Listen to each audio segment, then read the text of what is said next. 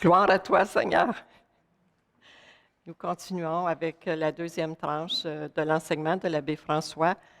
Seigneur, fais-moi voir ta gloire. Amis, nous Accueillons continuons le notre chaleureux. enseignement. Oui, Seigneur, fais-moi voir ta gloire. C'était vraiment le désir profond de Moïse. Non pas une gloire, comme je disais, pour devenir orgueilleux, mais une gloire pour se distinguer. Que ton peuple et moi, que nous puissions nous distinguer. Nous avons besoin de nous distinguer, chers frères et sœurs. Voyez dans l'Ancien Testament, un autre prophète, et à part Élie, nous connaissons le prophète Élisée. Élisée a demandé à son maître Élie de lui donner la double portion de son onction. Pourquoi? Parce qu'il disait, je voudrais continuer à manifester la gloire que Dieu a manifestée à toi, mais je voudrais la manifester encore doublement pour que les gens puissent donner leur vie à Dieu. Et vraiment, c'est ce qu'Élisée a fait. Il a obtenu cette double onction et finalement, on sait qu'Élisée, nous avons entendu pendant cette semaine, on nous a dit de son vivant, il a fait des prodiges, mais même après sa mort, il a continué encore à faire des choses extraordinaires. Ça, c'est ce que Dieu fait quand il manifeste sa gloire dans la vie de quelqu'un. Mais Élisée devait être docile. C'était un homme qui était rempli de Dieu. C'était un homme qui était tourné vers Dieu. C'était un homme qui, Dieu occupait le centre de sa vie. C'est pour cela que je voulais vous dire, la gloire de Dieu, Dieu la manifeste évidemment avec une certaine logique. Pour voir la gloire de Dieu, nous avons besoin de renouveler notre intelligence. Et je pense que c'est pour cela que l'apôtre Paul dit dans Romains 12, le verset 2, quand il demande que l'Esprit renouvelle votre intelligence afin que vous puissiez regarder les choses, non pas à la manière du monde, mais à la manière de Dieu. Nous avons besoin de renouveler notre intelligence. C'est difficile de voir la gloire de Dieu quand on n'a pas une intelligence renouvelée. C'est vraiment difficile. Et vraiment, je le réalise moi-même. Je le réalise avec toute ma formation théologique. Je me rappelle au début du renouveau comment j'ai eu beaucoup de misère pour comprendre beaucoup de choses. Je me rappelle après le fusion, on me donnait une prophétie. On me donnait une prophétie qui s'est réalisée. Mais quand on me disait, voilà, il y a une prophétie, le Seigneur me dit que je dois avouer qu'au-dedans de moi, à cause de toute ma formation théologique, je me disais au-dedans de moi, écoutez, j'ai déjà fait un effort pour venir jusqu'en avant, me faire imposer le main, ne venez pas me dire que le Seigneur vous dit, il vous dit quoi? Je disais ça au-dedans de moi. Ma formation devenait un obstacle pour accueillir les choses de Dieu, pour accueillir la parole de Dieu. Pourtant, ça s'est vérifié, cette prophétie-là dans ma vie. Mais parce que à cause de ma formation, j'ai eu comme un obstacle pour l'accueillir. Amen. L'esprit renouvelé. Nous avons besoin d'avoir un esprit renouvelé qui nous tient comme des enfants en présence de leur Père. Un enfant en présence de son Père, il sait que le Père ne peut pas mentir, il ne peut pas faire n'importe quoi. Alors, il marche dans cette confiance. Quand tout ce que ton Père te dit, tu y crois. Tu y crois. Nous, quand on était des enfants, je me rappelle que parfois on allait en forêt, on rapportait des fruits, et puis certains fruits, vous allez voir, et là, ma soeur aînée va me dire tout bonnement, elle dit, donne-moi ton fruit, je vais manger. Je dis, non, moi j'ai faim.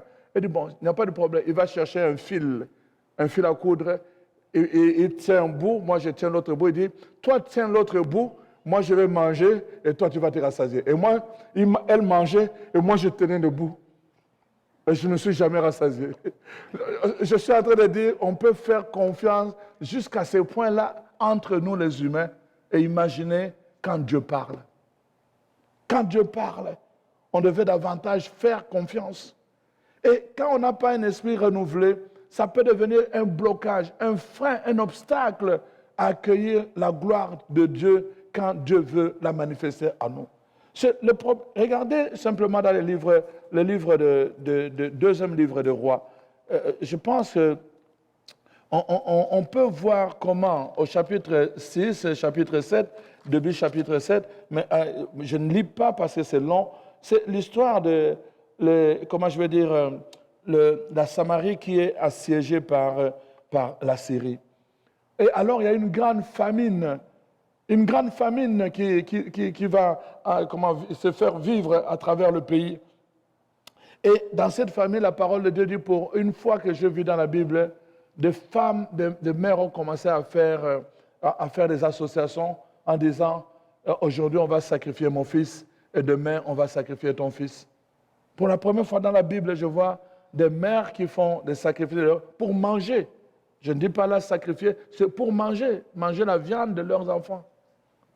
Et c'est vraiment quelque chose. Alors là, quand le roi a vu cela, il était révolté. Il dit, le peuple de Dieu qui en arrive à manger ses propres enfants. Il dit, non, où est le prophète? Alors on est allé voir Élisée. Et le roi est venu avec son chansons, son conseiller principal. Alors ils arrivent là-bas, Élisée n'est même pas sorti de la maison. Dieu lui a donné la révélation et dit, oui, vous êtes assiégés par la Syrie, mais n'ayez pas peur, faites confiance au Seigneur.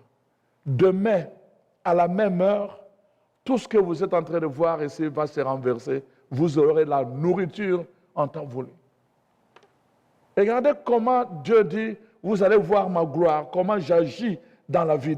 Quand vous êtes en situation difficile, ma gloire se manifeste à travers ma façon d'intervenir miraculeusement. Demain, à la même heure, vous serez dans une autre situation.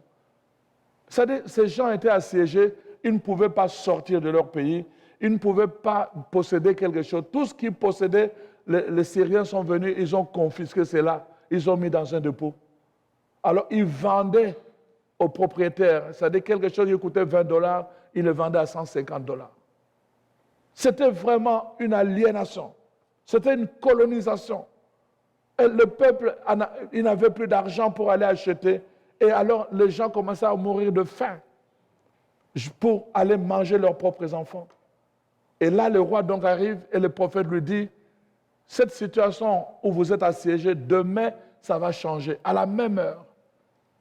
Regardez, quand je vous parle des obstacles à la gloire de Dieu, le conseiller du roi, il va dire au roi, il dit, Seigneur, même si nous croyons en Dieu, mais demain, que demain la situation que nous voyons aujourd'hui change, ça, je ne vois pas comment on peut expliquer ça. C'est impossible. Élisée le regarde et dit, tu doutes à la parole de Dieu? Il dit, non, c'est impossible. Demain, c'est impossible. Dans 1 mois, 3 mois, je comprendrai encore, mais demain, il dit, c'est impossible. Il dit, bon, ok, parce que tu as douté, tu vas voir la gloire, mais tu n'y toucheras pas. Demain, à la même heure, qu'est-ce qui s'est passé? Il y avait 4 lépreux qui étaient mis en exergue, ils étaient en dehors de la société parce qu'ils étaient des lépreux. Eux aussi avaient faim. Et puis à un moment donné, l'un d'eux a dit, mais si nous restons comme ça, nous allons mourir. Alors il dit, mais qu'est-ce qu'on va faire? Il dit, allons en Syrie, allons chez les ennemis, on va leur demander la nourriture. Oh, mais ils vont nous tuer. Il dit, mais si nous tuent, nous allons mourir. Mais si on reste ici, nous allons aussi mourir. Allons tenter notre chance. Alors, la Bible dit, ils se sont mis en marche dans le désert. Ils ont commencé à marcher avec des bâtons comme ça. Et Dieu a transformé leurs pas en pas de char. Là, les Syriens commençaient à entendre comme des chevaux qui sont en train de venir. On est allé dire au roi, oh, ce peuple de Dieu est allé chercher du renfort, on vient nous attaquer. Le roi et toute la population ont fui la Syrie. Ils sont partis, ils ont laissé, certains étaient en train de manger, ils ont laissé la nourriture sur la table. Et les 4 lépreux sont arrivés en Syrie. Ils arrivent à la première maison, ils voient une tente, ils regardent la nourriture, ils regardent personne. Ils avaient faim, ils mangent. Deuxième maison, la tente, la nourriture. Et il dit, mais qu'est-ce qu'on fait? Il continue, la nourriture. Et il y avait de la nourriture. Et il voit la maison, la ville était vide. L'un d'eux dit, non, ça ce n'est pas naturel, ça c'est surnaturel. Nous ne pouvons pas garder ça pour nous. Nous devons aller annoncer ça au roi.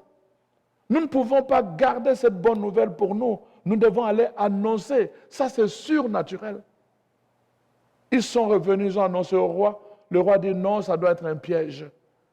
On a envoyé voir et finalement, ils ont réalisé, ils ont vu comment les gens fouillaient et les choses tombaient en fouillant. Et c'est alors que le peuple de Dieu a repris le contrôle de son territoire. Et la parole de Dieu dit, alors là, tout le monde avait faim, tout le monde voulait avoir à manger. On est allé ouvrir ce grand magasin général. Mais quand on a ouvert, le roi dit à son échanson, il dit, toi, occupe-toi de distribuer la nourriture. Quand il a juste ouvert la porte, les gens se sont précipités, ils ont marché dessus. Il a vu et il est mort. Exactement comme le prophète l'avait dit. Tu verras, mais tu ne toucheras pas. Quand on n'a pas un esprit renouvelé, on va raisonner. C'est pour cela que dans nos communautés, c'est pour cela que la parole de Dieu continue à être proclamée et la gloire ne se manifeste pas. Non pas parce que Dieu a changé, mais parce que nous sommes entrés avec un raisonnement figé, un raisonnement qui est un obstacle à la pensée de Dieu, à la façon de Dieu de faire, de procéder.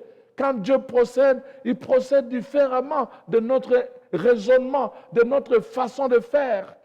Nous devons entrer dans la pensée de Dieu. Nous devons entrer dans le mode d'opération de Dieu si nous voulons voir la gloire de Dieu. Et c'est ça que Jésus vient nous révéler. Jésus vient nous révéler ce mode d'opération, comment Dieu opère.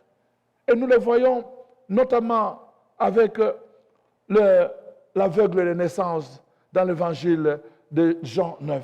La parole de Dieu dit, on est venu poser la question à Jésus, qui a péché? Les gens voient d'abord le péché qui est la conséquence, la cause de la maladie. Mais Jésus ne répond pas de cette façon. Il dit non, cette maladie n'est pas reliée au péché. Celle-là est là pour manifester la gloire de Dieu. Amen. Comment voir la gloire de Dieu quand Dieu résout un problème qui est, comment je veux dire, impossible à résoudre? Quand Dieu intervient dans une situation où tout le monde dit c'est impossible que ça puisse changer, quand Dieu change l'histoire de quelqu'un, quand tout le monde avait dit qu'il ne pourra jamais atteindre ce niveau, c'est là que la gloire de Dieu se manifeste. Et c'est ça que Jésus vient montrer à travers son mode d'opération. Donc on amène cet homme-là et dit, c'est pour manifester la gloire de Dieu. Et comment Jésus va manifester la gloire de Dieu? La parole de Dieu nous montre, l'aveugle est arrivé. Alors là, les théologiens étaient là, les grands prêtres étaient là, les scribes étaient là. Ils avaient leur façon d'opérer. Mais là, Jésus arrive et on nous dit, il prend la boue avec la salive, il met ensemble et là, il commence à appliquer sur les yeux de l'aveugle. Pensez, faites un peu une mise en scène. Tous les théologiens, les scribes et les pharisiens qui étaient là à distance en train de regarder. Tu vois ça? Tu vois ça? Tu comprends ça? Mais qu'est-ce qu'il fait? Qu'est-ce qu'il fait? Il devait se poser la question. Ce n'est pas le mode de fonctionnement de leur temps. Ce n'était pas le mode de fonctionnement de leur façon de faire. Jésus vient les bousculer et ils ne sont pas capables d'entrer dans cette façon de procéder de Dieu. Ils sont restés avec leur façon de faire. Pour eux, cet homme est aveugle parce qu'il a péché. Jésus dit non, ce n'est pas parce qu'il a péché, c'est pour que la gloire de Dieu se manifeste. Il prend la boue. C'est avec la boue que Jésus veut guérir et ensuite il lui dit, maintenant va te laver à la piscine. Mais la piscine de Siloé n'était pas là, c'était au bout de la ville. Il devait traverser, tout le monde devait voir cet homme avec la boue sur les yeux, en train de marcher, on lui dit, mais qu'est-ce qui se passe? Ah, il m'a mis la boue, mais tu es fou. Quand on obéit, vous pouvez affronter les ridicules. Les gens peuvent se moquer de vous. Les gens peuvent se moquer de vous parce qu'eux aussi ne comprennent pas le mode d'opération de Dieu. Ils peuvent se moquer de vous. En vous voyant avec des choses, la boue sur les yeux, ils vont se dire, mais tu es né aveugle, tu penses que la boue peut te guérir? Amen. Chers frères et sœurs, entrons dans la pensée de Dieu parce que c'est très important. Nous avons l'habitude de faire du ministère, le ministère des malades et tout le reste. Nous avons l'habitude d'imposer les mains. Nous avons l'habitude de prendre l'huile, faire l'onction d'huile. l'huile ne peut pas guérir quelqu'un. La main là ne peut pas guérir quelqu'un.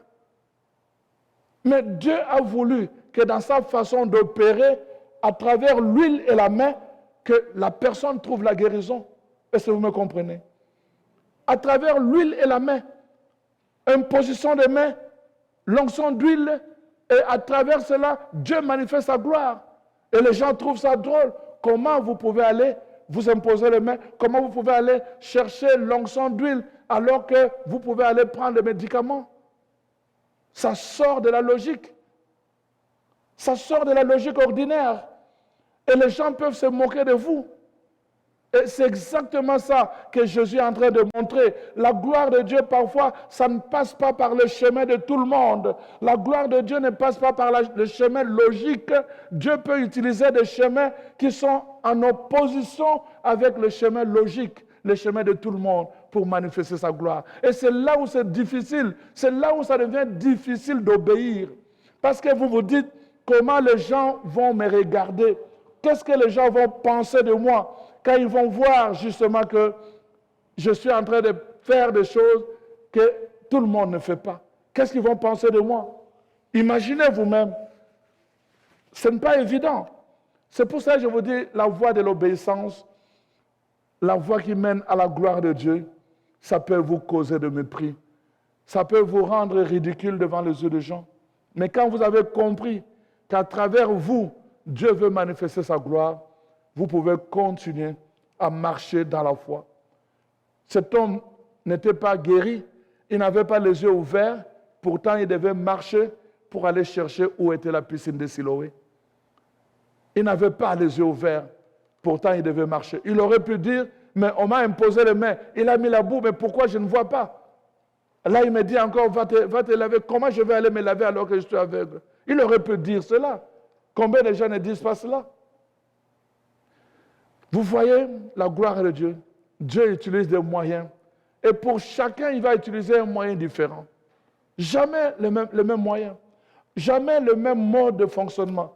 Jamais le même mode d'opération. Dieu utilise des moyens différents. Différents. C'est pour cela que nous devons entrer dans la pensée de Dieu. Voir comment Dieu agit. Alors donc, la parole de Dieu nous montre donc un Dieu qui vraiment nous montre le chemin. La gloire passe par ce chemin-là. Voir la gloire de Dieu. Mais seulement, vous voyez, le problème que nous avons et que je voulais souligner ici, c'est vraiment d'abord, premièrement, ce problème-là des ridicules. Nous devons accepter les ridicules si nous voulons voir la gloire de Dieu.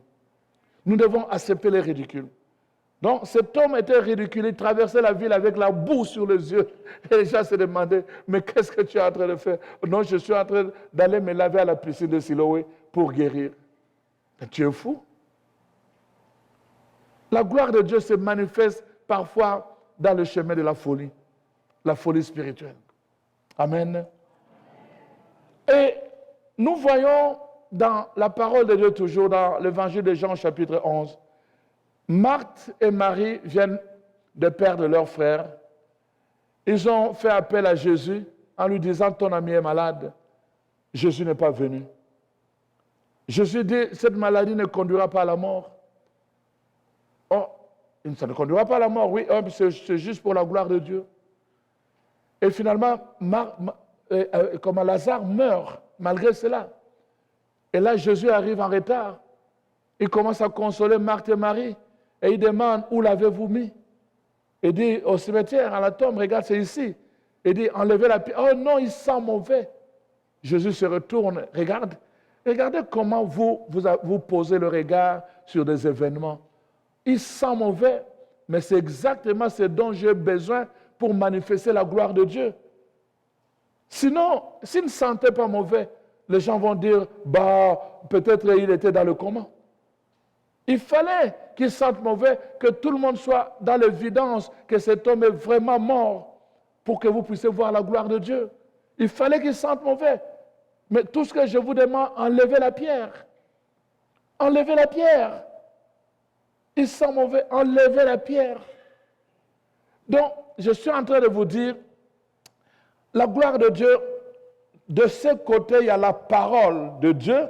De l'autre côté, il y a vous entre vous, il y a une pierre. Entre les deux, il y a une pierre. Et Dieu dit, la parole est libérée. La gloire est avec la parole. Dès que vous accueillez cette parole, il y a une gloire qui va se manifester de l'autre côté où vous êtes.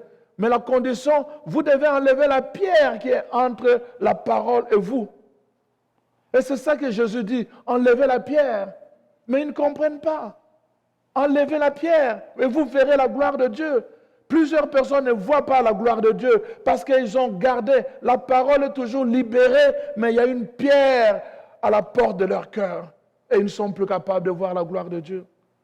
Voilà pourquoi, chers frères et sœurs, nous avons besoin de demander cette grâce. D'abord, de trouver quelle est notre pierre et d'enlever cette pierre qui nous empêche de voir la gloire de Dieu. Et la parole, quand elle est libérée, c'est pour amener la gloire. C'est la manifestation de la gloire.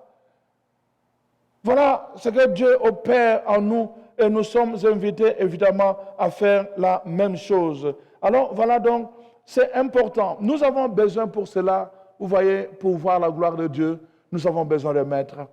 Nous avons vraiment besoin d'entrer dans l'école du surnaturel. Nous voyons par exemple, Josué a eu comme maître Moïse.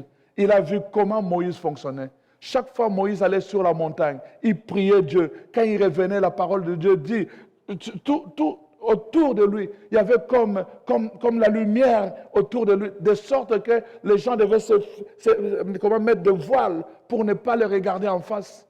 La gloire de Dieu enveloppait tout son être. Josué, qui était son disciple, voyait cela. Il était plusieurs fois allé avec Moïse sur la montagne. Il a vu comment Moïse priait. Il a vu comment Moïse priait. Quand les gens étaient devant l'embuscade, la mer devant eux et le soldat égyptien en arrière d'eux, ils étaient là. Eux, ils criaient. Moïse, lui, c'était la même mode d'opération. Il est allé consulter Dieu. Il dit, Seigneur, regarde ton peuple. Dieu lui dit, mais je t'ai donné le pouvoir, Moïse. Tu sais comment opérer. Agis. Va opérer. Manifeste-leur ma gloire. Il est revenu, il a manifesté la gloire. Le peuple a traversé à pied sec. Et ils ont commencé à chanter sur le bord de la mer. Ils ont commencé à chanter, ils ont commencé à louer Dieu. Ils ont vu la gloire de Dieu, mais parce que Moïse connaissait le mode d'opération. Et Josué voyait comment Moïse opérait. Quand Moïse est mort, on voit Josué faire la même chose. Le peuple a traversé à pied sec avec Josué. Pourquoi? Parce qu'il a vu le mode d'opération de son maître et il a appris. Il a appris. Il était attentif. Il a pris le temps d'apprendre. À son tour, il a manifesté la gloire avec le même mode d'opération. Quand on regarde Élisée, qui était un homme très puissant comme prophète, mais d'où venait sa puissance? Dans l'observation. Il regardait son maître qui était Élie. Il a vu comment Élie opérait. Quand ils sont allés, avant que Élie puisse être enlevé, ils sont arrivés devant le Jourdain. Et là, il se demandait comment il va faire pour qu'on traverse. Élie a pris son manteau, il a invoqué son Dieu, il a frappé, le Jourdain s'est fendu en deux. Et Élisée, vous voyez, il est parti. Et en retour, il a fait la même chose. Il a pris le manteau d'Élie, il a frappé. Le miracle, la gloire de Dieu s'est manifestée. Nous devons avoir... Les disciples, c'était la même chose. Ils ont vu comment Jésus opérait. Leur maître était le maître du surnaturel. Ces gens-là opéraient dans le surnaturel pour faire voir la gloire de Dieu sur la terre. Et ils ont été attentifs. Et à leur tour, on voit les apôtres, Paul, Pierre, les autres, ils opèrent des miracles. Pourquoi? Parce qu'ils ont vu comment leur maître opérait des miracles. Amen. Et nous maintenant, le Seigneur nous a dit, je vous laisse entre les mains d'un maître, le Saint-Esprit. Le Saint-Esprit. Regardez comment le Saint-Esprit opère. Dans Acte 2, la parole de Dieu dit, je vais répandre mon esprit sur toute chair. Et alors deux choses vont se passer. Dans le ciel, de signes, sur la terre de prodiges, des miracles sur la terre. Dans le ciel, le prodige, sur la terre de miracles. La parole de Dieu dit, les prophéties sur la terre, des songes sur la terre, des choses qui manifestent la présence du ciel, la gloire du ciel dans la vie de quelqu'un. Quand l'Esprit conduit quelqu'un et quand quelqu'un en fait son maître, nous avons un maître aujourd'hui, le Saint-Esprit, qui Combien prient le Saint-Esprit? Combien sont en communion avec le Saint-Esprit pour demander qu'il les instruise, qu'il les conduise, qu'il les enseigne? Il est là pour enseigner. Parmi les fonctions du Saint-Esprit, c'est pour nous enseigner à entrer dans d'autres dimensions, entrer dans la profondeur, dans la hauteur. Nous avons besoin du Saint-Esprit. C'est le maître de miracles. C'est le maître des miracles, le Saint-Esprit. Nous en avons besoin, chers frères et sœurs, si nous voulons voir la gloire de Dieu. Malheureusement, il y a des gens, vous savez, qui ont vu la gloire de Dieu, mais qui ne sont pas venus lui rendre gloire. Nous ne pouvons pas avoir la gloire de Dieu pour nous-mêmes. C'est pour glorifier Dieu. Ils étaient guéris, ils étaient 10. Un seul est revenu, un étranger, pour rendre gloire à Dieu. La gloire de Dieu, c'est pour que nous rendions gloire à Dieu. Ce n'est pas pour nous. Les gens viennent vers Dieu pour leurs besoins. Apprenez maintenant à venir vers Dieu pour sa gloire. Vérifiez quand vous priez Dieu, quand vous demandez quelque chose, en quoi ça contribue à la gloire de Dieu. Quand vous priez, votre prière, en quoi ça contribue à glorifier Dieu? Posez-vous cette question. Et c'est avec cette question que je vous laisse. Quand vous demandez quelque chose à Dieu, en quoi ça va contribuer à sa gloire? C'est la question que vous devez vous poser aujourd'hui. Chaque fois que vous recherchez la gloire de Dieu, il va le manifester. Quand vous cherchez la gloire de Dieu pour vous-même, il ne le manifestera pas. Recherchez la face de Dieu et non pas la main de Dieu. Quand vous recherchez la face de Dieu, il vous donnera sa face et sa main. Si vous recherchez la main de Dieu, vous ne verrez pas sa face. La gloire de Dieu vient avec sa face. Amen. Par le Seigneur comme témoin et doit accepter au fond la mission en serviteur, en servante du Seigneur, un peu comme Marie. Dieu est celui qui, au fond de nous-mêmes, nous dit « Tu vaux plus que ce que tu crois être. Tu peux faire plus que ta faiblesse. Tu peux t'ouvrir aux autres plus que tu penses.